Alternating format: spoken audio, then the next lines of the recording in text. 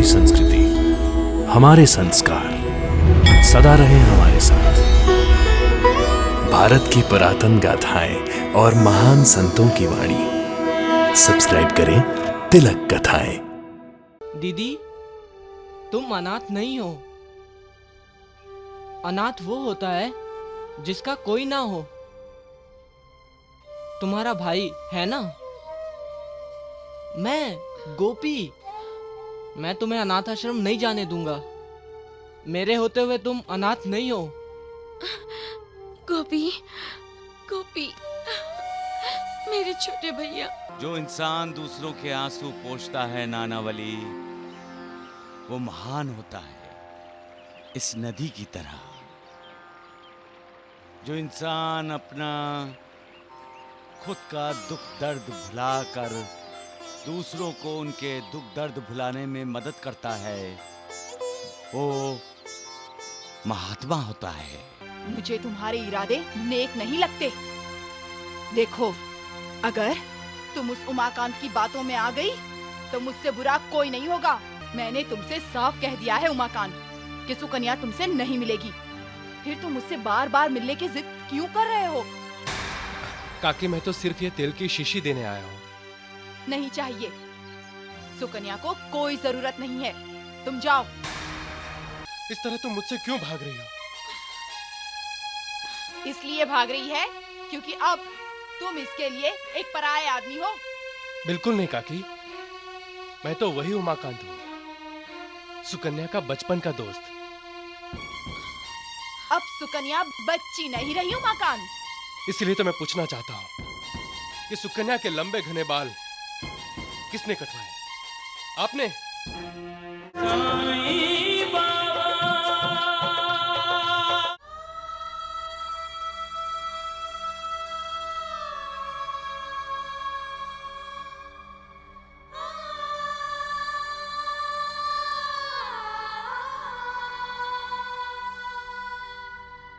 दीदी, क्या सोच रही हो?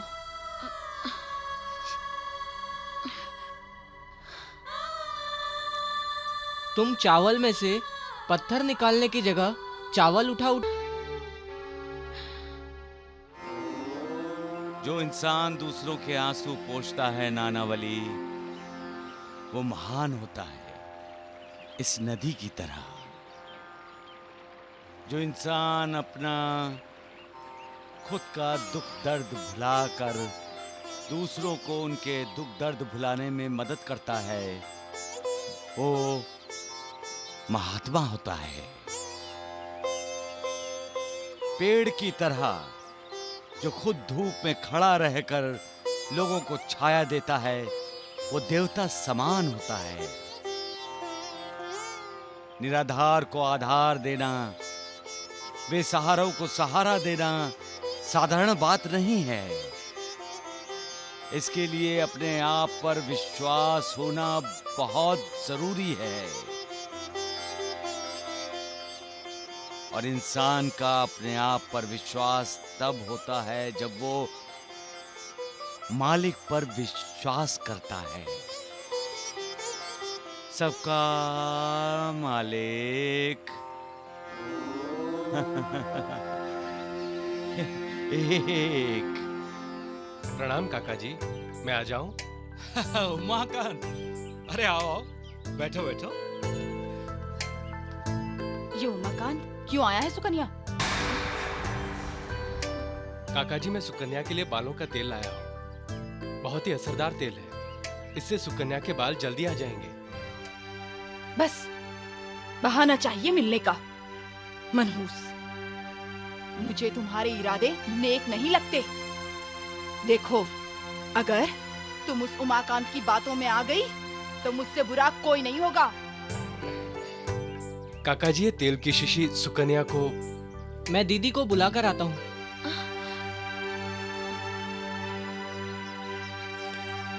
पढ़ाई छोड़कर उठने के लिए किसने कहा तुमसे? उषा, आप सभी ने कसम खा ली है क्या कि मुझे पल भर के लिए भी चैन ना मिले? मैंने तुमसे साफ कह दिया है उमाकांत कि सुकन्या तुमसे नहीं मिलेगी। फिर तुम मुझसे बार बार मिलने की जिद क्यों कर रहे हो? काकी मैं तो सिर्फ ये तेल की शीशी देने आया हूँ। नहीं चाहिए। सुकन्या को कोई जरूरत नहीं है। तुम जाओ।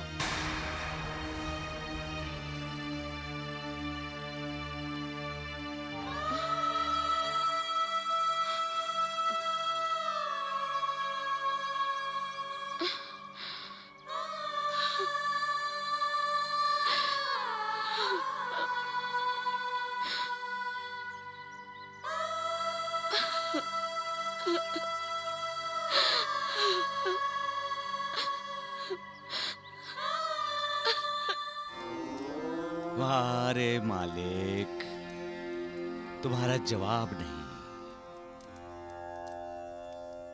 ऐसी स्थितियां पैदा करते हो तुम इंसान की जिंदगी में कि उसे लगता है कि तुमने उसे मझधार में ही छोड़ दिया है।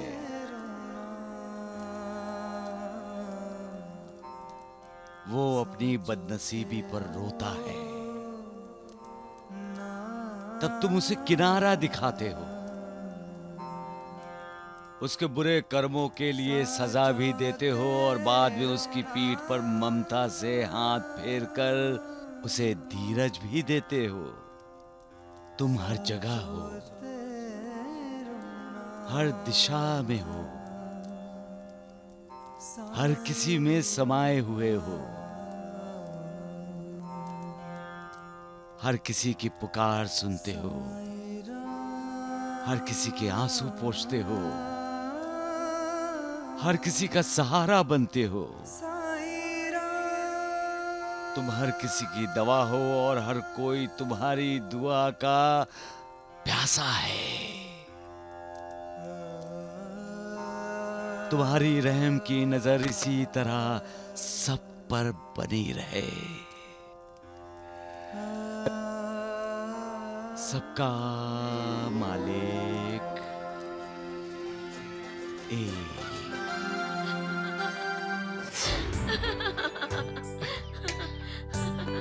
आजकल तो तुम बात बात पे हंस रही हो सुकन्या।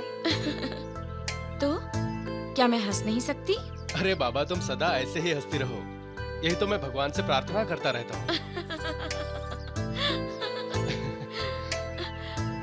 उमाकांत, तुम शादी क्यों नहीं कर लेते? अब ये अचानक शादी पे कहाँ पहुँच गए तुम? मेरी शादी तय हो गई है।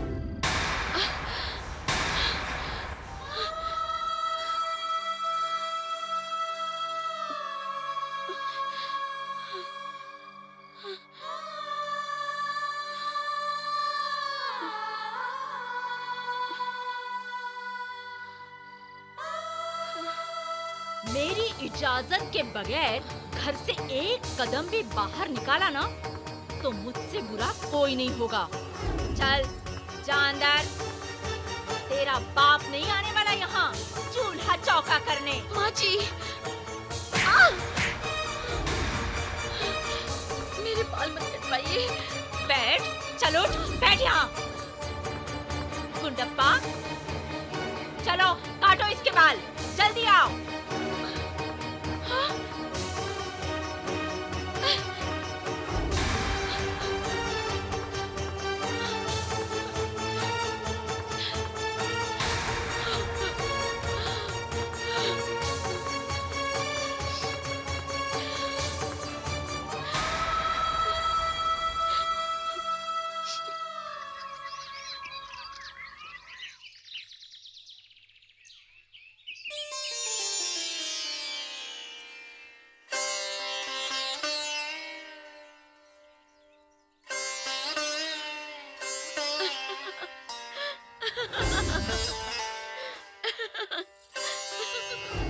सुकन्या,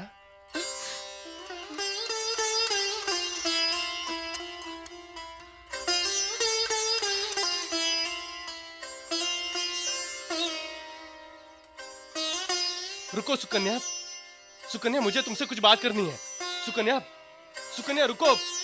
सुकन्या। जो सच्चा साथी होता है वो अपने साथी की खुशी में खुश होता है। वो अपने साथी का दुख दर्द देखकर खुद दुखी हो जाता है। सुकन्या, सुकन्या, इस तरह तुम मुझसे क्यों भाग रही हो? इसलिए भाग रही है क्योंकि अब तुम इसके लिए एक पराये आदमी हो। बिल्कुल नहीं काकी, मैं तो वही उमाकांत हूँ, सुकन्या का बचपन का दोस्त। अब सुकन्या बच्ची नहीं रही उमाकांत। इसलिए तो मैं पूछना चाहता हूँ कि सुकन्या के लंबे घने बाल किसने कटवाए? आपने? एक औरत होकर आप एक औरत के साथ ऐसा व्यवहार कैसे कर सकते हैं काकी? ये हमारे घर का अपना मामला है, तुम्हें बीच में पड़ने की जरूरत नहीं। इससे कहिए ये यहाँ से चला जाए। उमाकांत, तुम चले जाओ। लेकिन सुकन्या, तुम यहाँ से चले जाओ।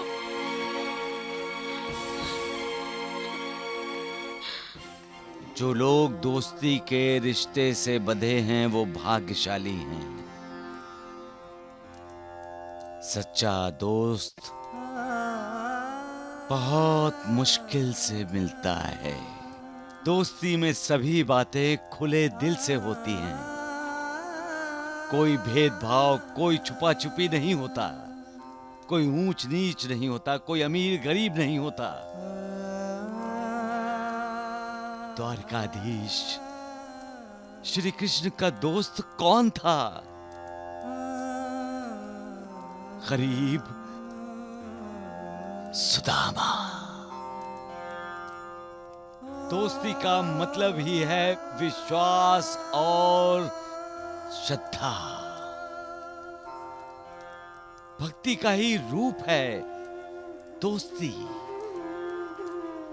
कौन भक्त है और कौन भगवान, इसका पता दोस्ती में चलता ही नहीं, क्योंकि दोस्त हमेशा एक दूसरे की भक्ति में डूबे रहते हैं।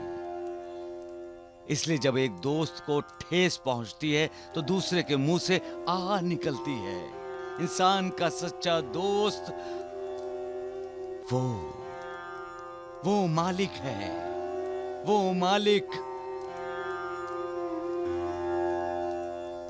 के साथ दोस्ती हो गई तो सारी चिंताएं, सारी फिक्र दूर हो गए, क्योंकि तुम्हारा दोस्त, वो मालिक तुम्हारे लिए फिक्रमंद होगा। मालिक से दोस्ती इंसान का उद्धार करती है, कल्याण करती है। सबका मालिक एक।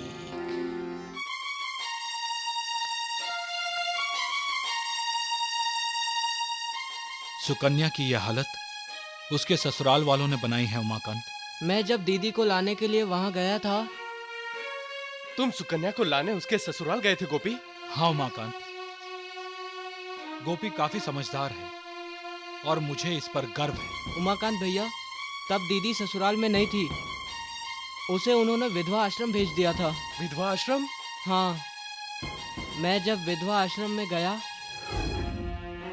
तब मैं दीदी को हर जगह तलाश रहा था, लेकिन दीदी कहीं नहीं दिखाई दे रही थी। वो रही। दीदी को देखा तो मुझे तो यकीन ही नहीं आया कि वो सुकन्या दीदी थी। दीदी!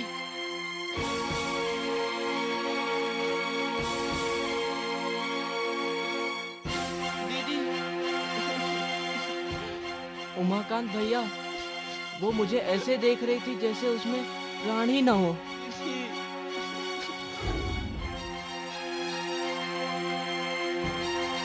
पल भर तो दीदी ने मुझे पहचाना ही नहीं था उमाकांत भैया। ये सब दीदी के ससुराल वालों ने ही किया है। उन्होंने ही दीदी को जबरदस्ती विधवा आश्रम भेजा है। दुष्ट हैं सबके सब। मेरी दीदी पर जरा सी भी दया नहीं आई उन्हें। उमाकांत भैया, क्या हमारे देश में ऐसा कोई कानून नहीं है जो उन्हें सजा दे? कब तक इंसान अत्याचार सहता रहेगा? कब तक? वो कमजोर भी होता है और मजबूर भी। वो डरता है कि उसने अत्याचारियों का मुकाबला किया तो वो उसके अपनों को तकलीफ न दे। इसलिए अपने परिवार को बचाने के लिए वो चुपचाप अत्याचार सहता रहता है। लेकिन उसके चुप रहने से अत्याचार करने वालों को लगता है कि उन्हें रोकने वाला कोई नहीं है, कोई नहीं है उनसे जवाब मांगने वाला। अपनी मस्ती में चूर रहने वाला अत्याचारी ये भूल जाता है कि हजारों लाखों आंखों वाला मालिक उसका अनाचार, उसका अत्याचार देख रहा है। वो चुप रहता है तो उसका मतलब ये नहीं कि वो अत्याचार से सहमत है। नहीं, वो तो इंसान के 100 अपराध पूरे होने का इंतजार करता है। 100 अपराध पूरे होने से पहले यदि इंसान को अपने किए पर पछतावा हुआ और उसने माफी मांग ली, शरण मांग ली, तो मालिक अत्याचारी को मौका देता है अपने आप को बदलने का।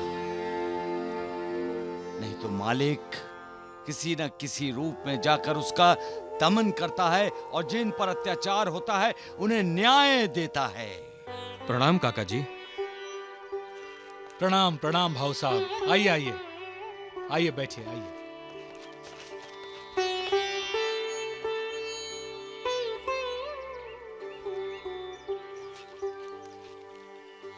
माँ, अगर वो चाचा जी दीदी को लेने आए होंगे तो मैं दीदी को नहीं जाने दूंगा। अरे चुप, बड़ा आया दीदी का भाई। पहले सुनने तो दे कि वो किस लिए आए हैं। उमाकांत परब को तो पहचानते हैं आप। भाऊ साहब, उमाकांत हमारा पड़ोसी है, बहुत ही अच्छा और शरीफ लड़का है। कहीं मिला था आपको? काका जी, उसने तो सुकन्या के ससुराल में तूफान ही खड़ा कर दिया। क्या कह रहे हैं आप? आपको जरूर कोई गलतफहमी हुई है भाऊ साहब। उमाकांत का सुकन्या के ससुराल से क्या लेना देना? भला वो वहां क्यों जाएगा? उनसे जवाब मांगने गया था वो। जवाब दीजिए, सुकन्या के साथ ये बदसलूकी क्यों किया आपने? जब ससुराल वालों ने उमाकांत को बाहर निकल जाने को कहा तो उसने उन सब को मारना पीटना शुरू कर दिया।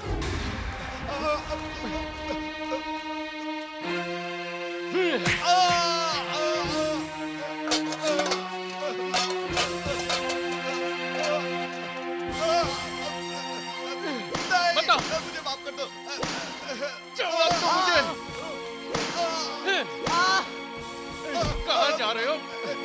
मुझे माफ कर दो। रे, तूने ही सुकन्या के बाल काटे थे ना? माफ कर दो। औरतों के बालों की इज्जत नहीं जानता क्या?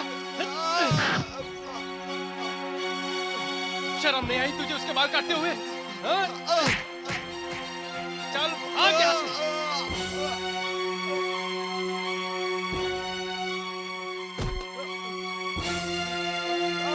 तुम लोगों को इंसान कहना इंसानियत के मुंह पे तमाचा मारना है। अरे तुम लोग तो जानवर से भी बदतर हो। बेटी समान बहू के साथ ऐसा व्यवहार करते हो। गांव वालों, ये वो घर है जहां बहू को कोई इज्जत नहीं मिलती, जहां सब के सब हैवान बसते हैं। औरतें तो यहां की चुड़ैल हैं, चुड़ैल। तुम लोगों में से कोई भी अपनी बेटी का ब्याह इस घर में मत करना और अपने आस पड़ोस के सभी गांव में बता दो कि इस घर के लोग कितने निर्दयी हैं, जो अपने बेटे के मरने का गम अपनी बहू का सिर मुंडवा कर मनाते हैं।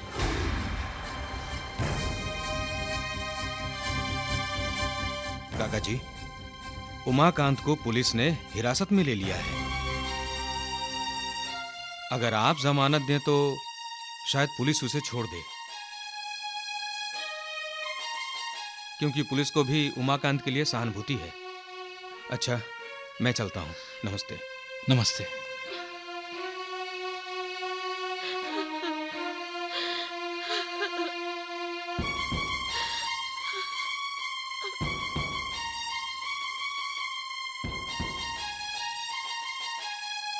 अब पता चला कि उमाकांत इतने दिन लौटा क्यों नहीं। वो तो बेचारा हवालात में बंद है। बेचारा गुंडा है वो, बदमाश है, किसी के घर में घुसकर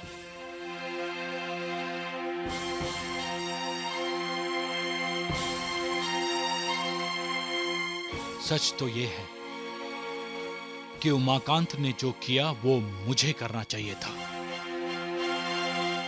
लेकिन मेरी हिम्मत नहीं हुई। उस उमाकांत ने हमारी बेटी को न्याय दिया है।